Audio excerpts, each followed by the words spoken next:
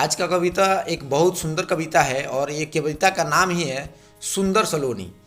ये कविता मैंने ऑफिस में काम करते समय लिखा था। बहुत सारे ऑफिस में काम कर रहे थे स्टाफ, उन स्टाफों में किसी किसी स्टाफ का अलग अलग व्यवहार था, तो उस व्यवहार को देख करके मैंने ये कविता लिखा था।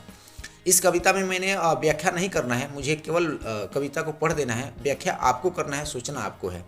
कविता को ध्यान से सुनिएगा। तुम सुंदर है, सुशील है, पर सोलोनी तुमसे हुई एक भूल है। तुम सुंदर है, सुशील है, पर सोलोनी तुमसे हुई एक भूल है।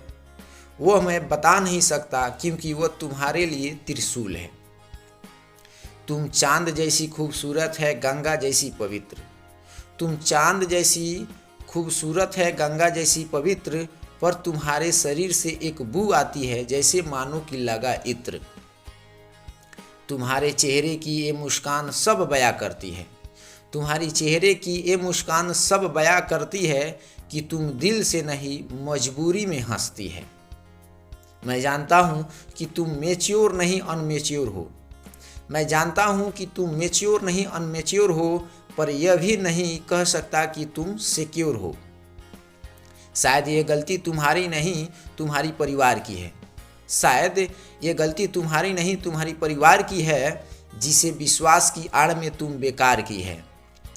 बुरा मत मानना, मैं एक कवि हूँ।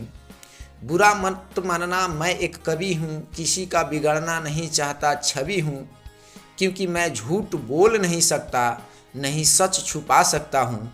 क्योंकि मैं झूठ बोल नहीं सकता, नहीं सच छुपा सकता हूँ। यही तो एक माध्यम है कहने की जिससे मैं बता सकता हूँ।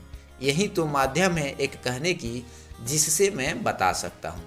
ये कविता को आपको सोचना है कि इस कविता में क्या कहा गया है और कैसे व्यक्ति के कैरेक्टर को यहाँ प्रेजेंट किया जा रहा है और उनका कैसा व्यवहार था। बस आज की कविता में इतना ही। फिर मिलते हैं अगली कविता को लेकर के नए अंदाज में।